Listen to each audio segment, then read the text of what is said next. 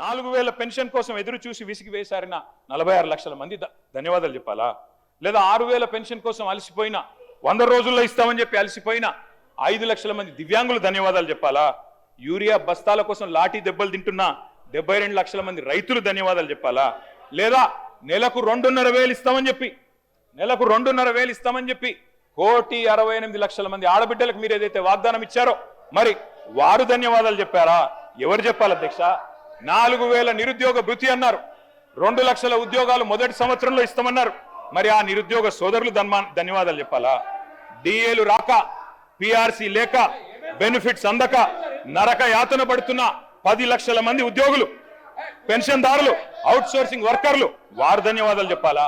గ్రామాలలో చూడండి, ఏ గ్రామానికి వెళ్ళా 30-40 ఇందిరమ్మ ఇల్లు కడుతున్నందుకు తప్పకుండా మీరు ధన్యవాదాలు చెప్పాలి. 1,25,00,000 మంది అప్లికేషన్లు తీసుకురు అధ్యక్ష. పేదలకి ఏడవైనాయి అధ్యక్ష దరఖాస్తులన్నీ, గల్లంతైనాయా, గాల్లో వరదల్లో కొట్టుకుపోయినాయా, ఎఫ్ఎస్ఎల్ అగ్ని ప్రమాదంలో కీలకమైన కొన్ని ఆధారాలతో పాటు ఇవి కూడా కాలిపోయినాయా? నిన్నటి గ్యారంటీ కార్డుల అధ్యక్ష ఈరోజు ఈ రాష్ట్ర ప్రభుత్వాన్ని బాకీ కార్డులుగా మారి వెక్కిరిస్తా ఉన్నాయి అధ్యక్ష. అధ్యక్ష ఒకటి వాస్తవం, T20 వరల్డ్ కప్ మొన్న ఇండియా గెలిచింది అధ్యక్ష, కానీ 420 వరల్డ్ కప్ పెడితే మాత్రం వీళ్ళే గెలుస్తారు అధ్యక్ష, అది మాత్రం పక్క, అందులో అనుమానమే లేదు అధ్యక్ష. మీ మేనిఫెస్టో మీరే చదువుకోండి ఒకసారి, చదువుకొని చెప్పండి ఎన్ని పూర్తి చేశారు, ఎన్ని పూర్తి చేసినారు, ఎన్నిటికి బొందబెట్టినారు, ఎన్నిటిని మంగళం పాడినారు ఒకసారి చెప్పండి. ఈ మధ్యన ముఖ్యమంత్రి గారు మాట్లాడుతూ ఒకటి చాటు చెప్పారు అధ్యక్ష, నేను కర్ణుడు లాంటి వాడిని అని చెప్పాడు అధ్యక్ష. కరెక్టే అధ్యక్ష, ముఖ్యమంత్రి గారు నిజంగానే కర్ణుడు లాంటి వాడు. ఎన్నికలకు ముందేమో దాన వీర శూర కర్ణ, ఎవరు ఏదడిగినా ఓకే, ఇది అంతే ఇదంతే, మీకు ఇంతిస్తా అంతిస్తా. ఇప్పుడు ఎన్నికలు అయిపోయినాక మాత్రం ఓట్లు పడ్డాక అధ్యక్ష కుంభకర్ణ, పత్తాలేడు అధ్యక్ష. ఎన్నికలకు ముందు దానకర్ణ, ఇప్పుడు మాత్రం కుంభకర్ణ అయిపోయింది అధ్యక్ష. అధ్యక్ష అందరికీ అన్నీ చెప్పారు అధ్యక్ష. నిజంగా చెప్తా ఉన్న అధ్యక్ష, భారతదేశ ఎన్నికల చరిత్రలో కాదు అధ్యక్ష, ప్రపంచ ఎలక్షన్ హిస్టరీలోనే ఇంత పెద్ద మోసం అధ్యక్ష, 420 హామీలు ఇచ్చి మోసం చేసిన మేనిఫెస్టో ఎక్కడా లేదు అనేది వాస్తవం అధ్యక్ష. మేము ఇచ్చినటువంటి హామీలు రూపాయి రూపాయి పోగేసి అనేక రకాలైనటువంటి ఆర్థిక భారం ఉన్నప్పటికీ పథకాలన్నీ చేసుకుంటూ పోతాం అధ్యక్ష, లెక్కలన్నీ చెప్తాం. ఢిల్లీలో గ్యారంటీ కార్డులు పంచిన ఢిల్లీ బ్యాచ్ పత్తలేదు అధ్యక్ష. అధిష్టాన అగ్రనేతల దర్శన భాగ్యం కోసం ఇవాళ పదే ఢిల్లీ యాత్రలు జరుగుతూ ఉన్నాయి అధ్యక్ష. సమావేశాలు, సమీక్షలు, ఆఖరి కేబినెట్ మీటింగ్లు కూడా ఢిల్లీనే జరుగుతున్నాయి అధ్యక్ష. నిన్ననేమో హామీల వరద, ఇప్పుడు మేము గట్టిగా మాట్లాడితే మా మీద బూతుల బురద. నిన్న డిక్లరేషన్ల మోత, ఇప్పుడు ఎగవేతల జాత. గ్యారంటీలు తాటాకంత, అమలు చేసింది చింతాకంత. ఇస్తామన్నది ఏనుగు, ఇచ్చింది ఎలుక. పని చారానా, ప్రచారం బారానా అధ్యక్ష. ఇది వీళ్ళ పనితీరు అధ్యక్ష.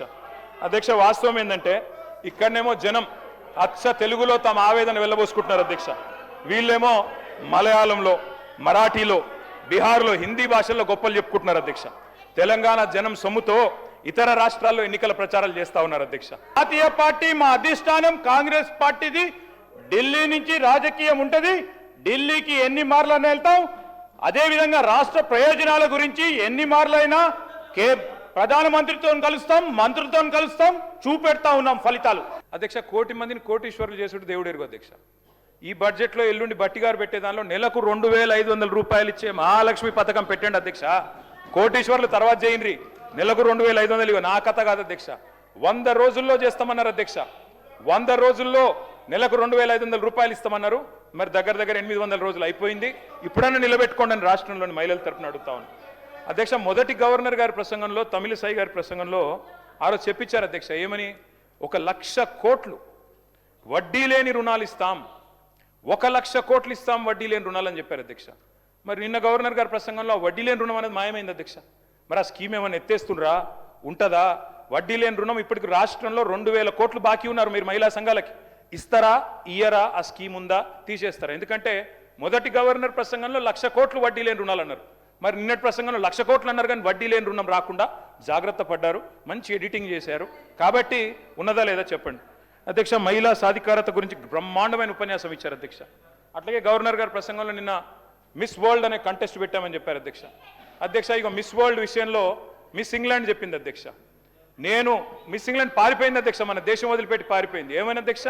I was made to feel like a prostitute, I was exploited అని చెప్పి మిస్ ఇంగ్లాండ్ ఇచ్చిన మాట ఇది సన్ మ్యాగజైన్ లో.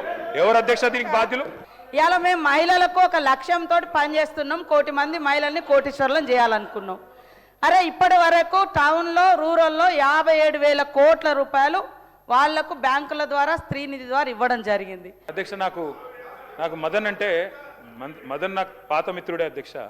కాకపోతే మా సోదరుడు ఇవాళ ప్రభుత్వంలో డొల్లతనాన్ని బయటపెట్టినందుకు మదన్ గారికి నేను అభినందనలు చెప్తా ఉన్నాను అధ్యక్ష. ఎందుకంటే రాష్ట్ర ప్రభుత్వం డబ్బులు ఇవ్వట్లేదు అని చెప్పి వరల్డ్ బ్యాంకు ఉత్తరం రాసింది సార్ మదన్ మోహన్ రావు గారు.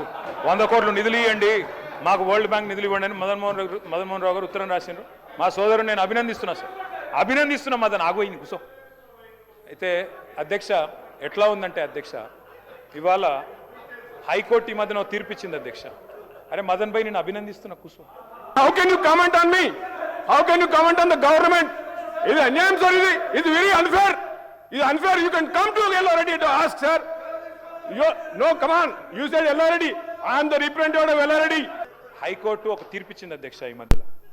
ఏమన్నది అధ్యక్ష అందులో? నేను గౌరవ ఐఎన్పిఆర్ మినిస్టర్ గారు ఇక్కడే ఉన్నారు. ప్రభుత్వం జారీ చేసిన జీవోలన్నీ తక్షణమే వెబ్సైట్లో పెట్టాలని చెప్పారు. మరి దాచిపెట్టిన జీవోల లెక్క అప్పుడు బయటపడ్డది అధ్యక్ష. 2.5 ఏళ్లలో ప్రజాపాలనలో మీరు జారీ చేసిన జీవోలు 19,000, మీరు వెబ్సైట్లో పెట్టింది 3,290, దాచిపెట్టినవి 15,774. ఇదేనా అధ్యక్ష పారదర్శకత? నేనేదో మాట్లాడింది గవర్నర్ ప్రసంగంలో, ఇదా పారదర్శకత? 15,774 జీవోలు దాచిపెట్టి ప్రజాపాలన అసలు రంగు. నేతి బీరకాయల నెయ్యి ఎంత ఉంటుందో ప్రజాపాలనలో పారదర్శకత కూడా గంతే ఉన్నది సార్.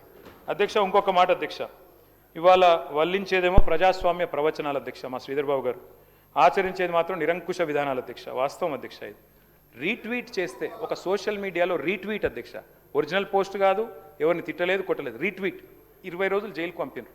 ఇదేనా అధ్యక్ష ఇందిరమ్మ రాజ్యం? నిజమే అధ్యక్ష, ఇందిరమ్మ రాజ్యం ఇది. చివరికి అదే 75లోని ఇందిరమ్మ రాజ్యం, ఇప్పటి ఇందిరమ్మ రాజ్యం కాదు అధ్యక్ష. అందుకే అధ్యక్ష మెయిన్ స్ట్రీమ్ మీడియాని మేనేజ్ చేసుకున్నాం కదా, నడుస్తుంది కదా, ఈ సోషల్ మీడియాని ఏదైనా చేసి పిసికి పారేస్తే అయిపోతుందని చూస్తున్నారు అధ్యక్ష. కానీ వాస్తవం ఏంటంటే అధ్యక్ష సోషల్ మీడియా ఒకరి కంట్రోల్లో ఉండదు అధ్యక్ష. ఇది ప్రపంచవ్యాప్తంగా ఉంటారు వాళ్ళు.